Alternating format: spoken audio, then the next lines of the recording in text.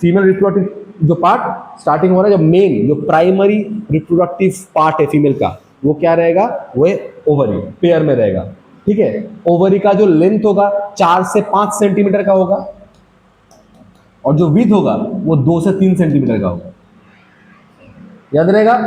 ठीक है, अब ये जो ओवरी से जो सेकेंडरी oocyte जो निकलेगा ड्यूरिंग ओव्यूलेशन, तो वो सेकेंडरी oocyte कहां पे आएगा, फैलोपियन ट्यूब में आएगा। ठीक है, इसको हम लोग ओविडक्ट बोलते हैं। इस फैलोपियन ट्यूब का 3 मेन पार्ट है। ठीक है, ओवरी के एकदम पास वाला जो पार्ट है, जो कि फनल शेप है, फनल शेप, उसको बोलेंगे इनफंडिबुलम। इनफंडिबुलम, ठीक है, इनफंडिबुलम। उसके बाद वाला एक पार्ट रहेगा जो थोड़ा सा फूला हुआ रहेगा। ठीक है, जहां पे फर्टिलाइजेशन होता है, जहां पे मेल गैमेट फीमेल गैमेट मिलता है, उसको बोलेंगे एम्प्यूला। क्या बोलेंगे, एम्प्यूला। और जो लास्ट जो नैरो पार्ट है, जो आके यूटेरस से मिलता है, उसको हम लोग क्या बोलते हैं, उसको हम लोग इस्थमस। क्या बोलेंगे, इस्थमस बोलेंगे। इसके बाद हम लोग देखेंगे, अब इसके बाद अगर हम लोग देखना है, अच्छा एक चीज याद रखना, जो ओवरी है, ओवरी हमारा पेल्विक रीजन में रहेगा। ठीक है, तो हमारा जो पेल्विक जो डॉर्सल जो वॉल है, डॉर्सल वॉल से ओवरी जुड़ा हुआ रहता है, किससे, मेसोवेरियम से, मेसोवेरियम से। और जो ओवरी जो यूट्रस से जुड़ा हुआ रहता है, ओवरियन लिगामेंट के थ्रू, ओवरियन लिगामेंट के थ्रू। ठीक है, ओके। अब इसके बाद हम लोग क्या देखेंगे, ये हम यूट्रस के बारे में देखेंगे। ठीक है, यूट्रस बेसिकली कैसा है, इन्वर्टेड पियर शेप है, उल्टा नाशपाती जैसा होता है, इन्वर्टेड पियर शेप होता है। अब यूटेरस को हम लोग ऊम्ब बोलते हैं, हिस्टेरा बोलते हैं, ये सब वर्ड याद रखना, ऊम्ब, हिस्टेरा। यूटेरस का जो ऐसे डोम वाला शेप है, ऊपर वाला पार्ट, उसको हम लोग बोलेंगे फंडस। ठीक है, जो बीच वाला पार्ट है, उसको हम लोग बोलेंगे कॉर्पस या फिर बॉडी। कॉर्पस को हम लोग और एक चीज क्या बोलते हैं, बॉडी बोलेंगे। ओके, और जो लास्ट वाला पार्ट है उसको भी बोलेंगे इस्थमस। इसका भी लास्ट वाला पार्ट को क्या बोलेंगे, इस्थमस। याद रखना, मेनली जो इंप्लांटेशन होता है ये कॉर्पस वाला पार्ट में होता है। ठीक है, अच्छा, और एक चीज याद देख, अब यूट्रस का जो लाइनिंग है, यूट्रस का जो वॉल है, उस वॉल को हम लोग 3 पार्ट में डिवाइड करेंगे। सबसे बाहर वाला जो पार्ट है, जो कि थिन मेम्ब्रेन है, उसको हम लोग बोलेंगे पेरीमेट्रियम। ठीक है, अंदर वाला जो मस्क्यूलर लेयर है, उसको बोलेंगे मायोमेट्रियम, वो मोटा पार्ट होता है, और ये सिंगल यूनिट स्मूथ मसल से बनता है। मतलब क्या होता है, जब डिलीवरी के टाइम में जब ये जो यूट्रस का कॉन्ट्रैक्शन होगा, तो पूरा जो मायोमेट्रियम है एक साथ कॉन्ट्रैक्ट करेगा, दैट्स कॉल्ड सिंगल यूनिट। ठीक है, अच्छा, और एक चीज याद रखना, और क्या था, जो एंडोमेट्रियम है वो एकदम अंदर वाला लेयर है, इनर लेयर होता है। ठीक है, नॉर्मली पीरियड्स के टाइम में ये एंडोमेट्रियम का लेयर टूट के निकलता है, लेकिन एंडोमेट्रियम के भी दोनों लेयर है। जो अंदर वाला जो लेयर है, इनर वाला, उसको बोलते हैं स्ट्रैटम बेसिलिस, स्ट्रैटम बेसिलिस, और उसके बाहर वाला लेयर को बोलते हैं स्ट्रैटम फंक्शनलिस।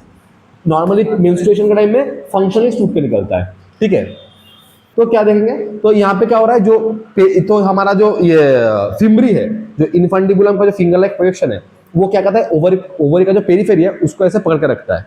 ठीक है, और ओवरी से सेकेंडरी oocyte निकलेगा, जब ओव्यूलेशन के टाइम में सेकेंडरी oocyte निकलेगा, तो क्या होगा, इनफंडिबुलम में ये फिम्बरी के बीच में एक छेद रहता है, उसको बोलते हैं ऑस्टिया, एक पोर रहता है, उस पोर से घुसेगा फैलोपियन ट्यूब के अंदर। ठीक है, अच्छा, तो अब तो मैंने क्या बोला कि अगर एंडोमेट्रियम का लेयर, अगर एंडोमेट्रियम का जो लेयर जो कि यूट्रस में रह रहा है, वो अगर एंडोमेट्रियम, मतलब अगर एंडोमेट्रियम यूट्रस के अलावा बाकी किसी भी पार्ट में मिले, जैसे फैलोपियन ट्यूब में, तो उसको हम लोग क्या बोलेंगे, उसको बोलेंगे एंडोमेट्रियोसिस। ये खराब होता है, एक एब्नॉर्मल कंडीशन होता है। उसके बाद जो हमारा जो यूट्रस है, यूट्रस का जो लास्ट पार्ट है, लास्ट पार्ट को हम लोग क्या बोलते हैं, सार्विक्स बोलते हैं। जो नैरो कैनल है उसको क्या बोलेंगे, सार्विक्स। उसके बाद वाला जो पार्ट है, उसके बाद वाला जो कैनल है और भी नैरो वाला पार्ट, उसको वजाइना बोलेंगे।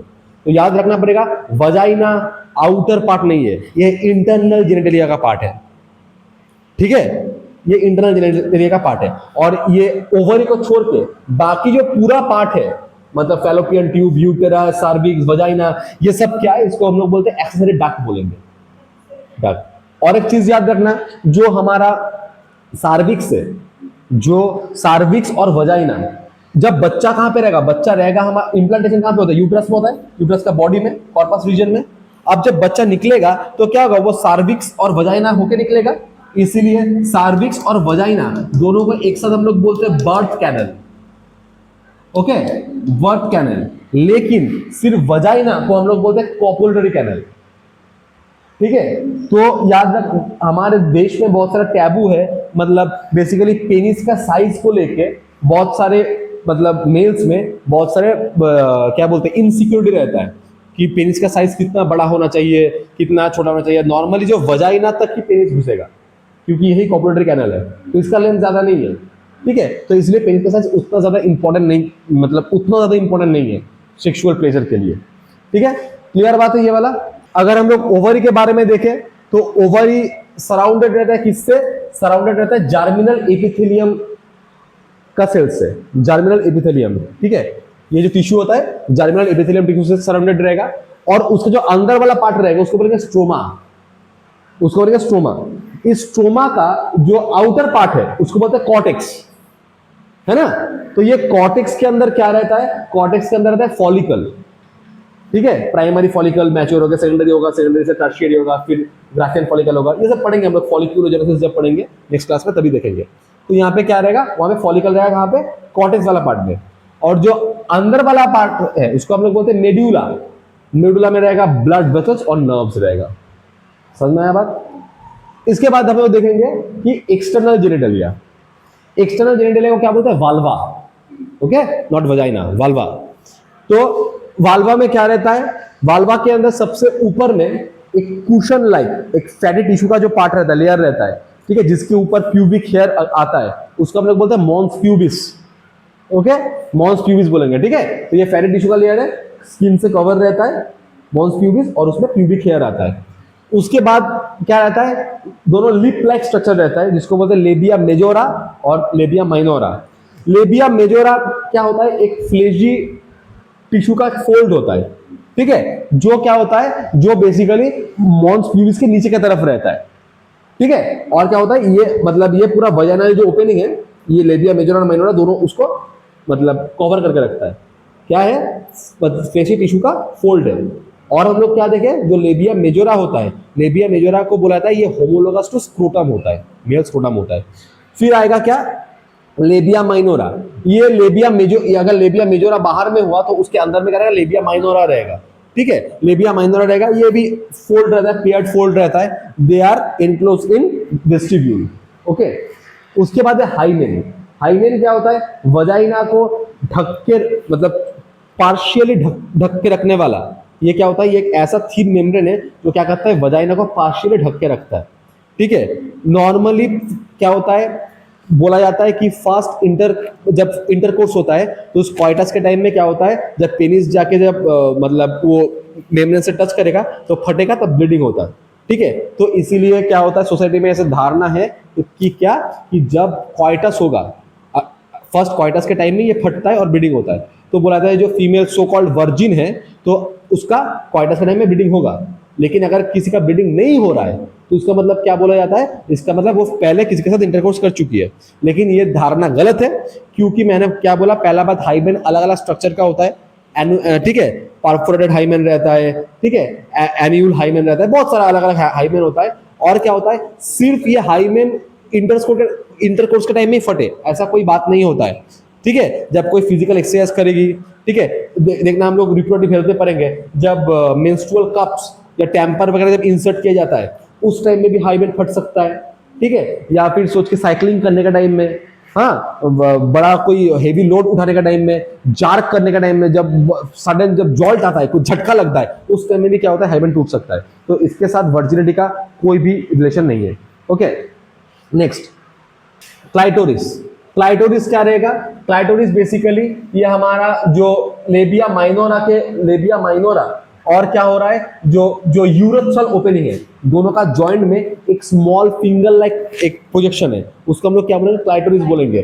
ठीक है, जो जब फीमेल में सेक्सुअल अराउजल्स होता है तो वो थोड़ा सा एक्साइट हो जाता है, उसके अंदर भी क्या रहता है, इरेक्टाइल टिश्यू रहता है, तो इसलिए बोला जाता है clitoris is homologous to penis. Okay, उसके बाद अगर हम लोग देखेंगे, क्लाइटोरिस तो हो गया, फिर और एक ग्लैंड है बार्थोलिन ग्लैंड। जब हम लोग मेल पढ़े थे तो मेल के टाइम में हम लोग क्या देखे थे, जब मेल का सेक्सुअल अराउजल्स होता है तब लुब्रिकेंट एक निकलता है। कौन सा ग्लैंड से? काउपर्स ग्लैंड से या फिर बाल्बो यूरेथ्रल ग्लैंड से। ठीक है, वो क्या होता है, एक लुब्रिकेंट निकलता है ताकि इजीली सीमेन का इजैकुलेशन हो सके। वैसे ही फीमेल में जब सेक्सुअल अराउजल्स होता है तब उसके बॉडी में रहता है बार्थोलिन ग्लैंड, जो कि वजाइना का जो कैनल है उसका आइदर साइड में रहेगा। ठीक है, सेक्सुअल अराउजल के टाइम में यहाँ से लुब्रिकेंट निकलता है, बेसिकली म्यूकस निकलता है जिससे मतलब सेक्सुअल इंटरकोर्स इजीली हो सके। ओके, इसके बाद हम लोग क्या देखेंगे, इसके बाद हम लोग देखेंगे मैमरी ग्लैंड के बारे में। ठीक है, मैमरी ग्लैंड में हम लोग क्या देखे थे? मैमरी ग्लैंड में सबसे पहला बात, हमारा मैमरी ग्लैंड एक मॉडिफाइड स्वेट ग्लैंड है या फिर मॉडिफाइड सूडिफेरस ग्लैंड है। स्वेट ग्लैंड को सूडिफेरस ग्लैंड बोला जाता है। ये क्या देखेंगे, ये बेसिकली हमारा जो थोरासिक रीजन है, थोरासिक रीजन में रहता है। ठीक है, थोरासिक रीजन में हमारा जो रीफ के पास जो पेक्टोरलिस मेजर जो मसल है, उस पेक्टोरलिस मेजर मसल इसको क्या करता है, सपोर्ट देता है। ठीक है, और क्या देखेंगे, मैमरी ग्लैंड के अंदर क्या रहता है, मैमरी ग्लैंड बहुत सारा लोब्स में डिवाइडेड रहता है। ठीक है, इसको बोलते हैं मैमरी लोब्यूल्स। ठीक है, एक मैमरी ग्लैंड में 15 से 20 क्या रहता है, मैमरी लोब्यूल्स रहता है। इस लोब्यूल्स के अंदर क्या रहता है, एल्वियोलाई रहता है, क्लस्टर ऑफ सेल्स जिसको हम लोग एल्वियोलाई बोलेंगे, जहां पे मिल्क बनता है। ठीक है, एल्वियोलाई में क्या होगा, मिल्क बनेगा। फिर बनने के बाद वो कहां पे जाएगा, एल्वियोलाई में बनने के बाद वो सबसे पहले जाएगा मैमरी ट्यूब्यूल के अंदर। जब निकलेगा मिल्क, एल्वियोलाई में क्या हुआ, मिल्क बना, वो सबसे पहले कहां पे गया, मैमरी ट्यूब्यूल के अंदर। फिर मैमरी ट्यूब्यूल से मैमरी डक्ट के अंदर। मैमरी डक्ट के अंदर क्या है, एक ऐसा फुला हुआ पार्ट है जिसको हम लोग बोलते हैं एम्प्यूला, जहां पे टेम्पोररी स्टोर रहता है। ठीक है, उसके बाद क्या देखेंगे, ये सारा मेमोरी डक्ट मिलेगा, मतलब एक लोब के अंदर जितना ही मेमोरी डक्ट है वो मिलेगा और बनाएगा लैक्टिफेरस डक्ट। तो इसका मतलब अगर एक ब्रेस्ट में 15 से 20 लोब मौजूद रहता है, मेमोरी लोब मौजूद रहता है, तो 15 से 20 लैक्टिफेरस डक्ट भी रहेगा। ये लैक्टिफेरस डक्ट क्या होगा, ये सब एक साथ जुड़ेगा कहाँ पे, निपल में। ठीक है, और जब एक बच्चा जब माँ का निपल को सक करेगा तब क्या होगा, तब उस टाइम में मिल्क निकलेगा। ओके, अच्छा, निपल का जो बाहर में जो पिगमेंटेड एरिया है उसको हम लोग बोलते हैं एरोला। ये वाला हमारे बॉडी में मेलानिन का कॉन्सेंट्रेशन के ऊपर डिपेंड करता है। अगर मेलानिन ज्यादा रहेगा तो वो ब्लैक कलर का होगा और कम रहेगा तो पिंक कलर का होगा।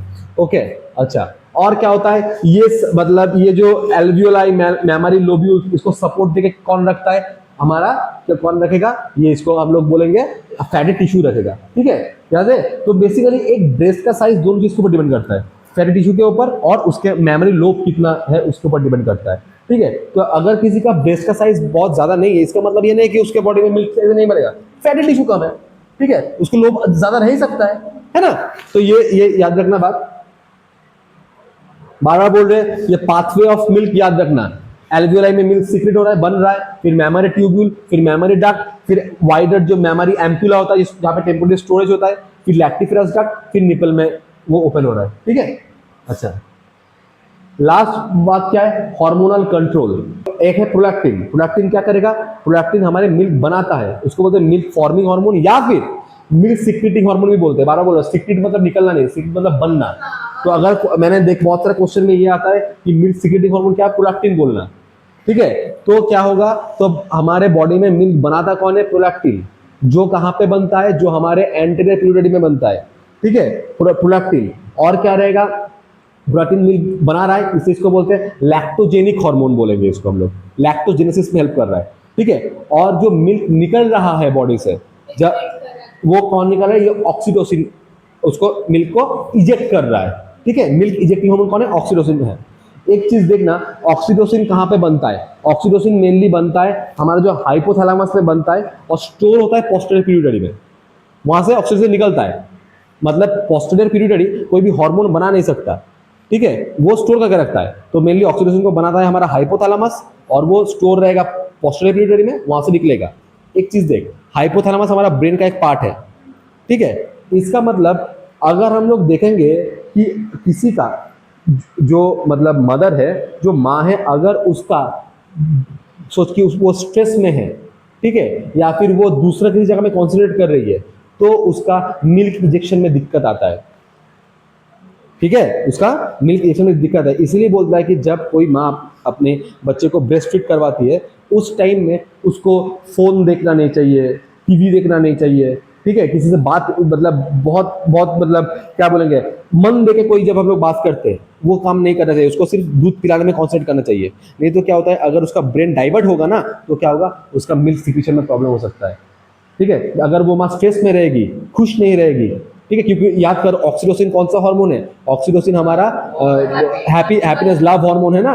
तो अगर वो खुश नहीं रहेगी तब भी उसका ऑक्सीटोसिन कम निकलेगा, ऑक्सीटोसिन अगर कम कम निकलेगा तो मिल्क का इंजेक्शन भी कम होगा, ठीक है। और प्रोलैक्टिन के केस में और एक चीज क्या होता है, प्रोलैक्टिन मिल्क बना रहा है, एक चीज देखना, हमारे हाइपोथैलेमस से एक हार्मोन निकलता है, इसको बोलते हैं प्रोलैक्टिन रिलीजिंग हार्मोन, जो प्रोलैक्टिन को बनाता है, और एक हार्मोन निकलता है इसको बोलते हैं प्रोलैक्टिन इनहिबिटिंग हार्मोन, जो प्रोलैक्टिन को निकलना रोकता है। अब एक चीज देखना, प्रोलैक्टिन फीमेल बॉडी में एक ऐसा हार्मोन है जो उसका लाइफ स्पैन में ज्यादा से ज्यादा टाइम तक क्या है, सप्रेस होकर रह रहा है, उसको इनहिबिट किया जा रहा है, क्योंकि जो फीमेल प्रेग्नेंट नहीं होगी उसका तो क्या होगा, मिल्क नहीं बनेगा। तो नॉर्मल लाइफ टाइम में सोच, अगर उसका लाइफ में अगर 40 साल अगर उसका मतलब रिप्रोडक्टिव एज है, तो उस 40 साल में क्या हो रहा है, ज्यादा से ज्यादा टाइम, शायद 1.5 या 3 जितना बार बच्चा लेगी वो उस साल तक, मतलब अगर 2 साल तक भी वो दूध पिलाई तो जस्ट मतलब बहुत कम टाइम में उसका लाइफ स्टाइल में बहुत कम टाइम में क्या हो रहा है, प्रोडक्टिन निकल रहा है, बाकी टाइम में ये हार्मोन क्या हो रहा है, उसको सप्रेस करके रख रहा है।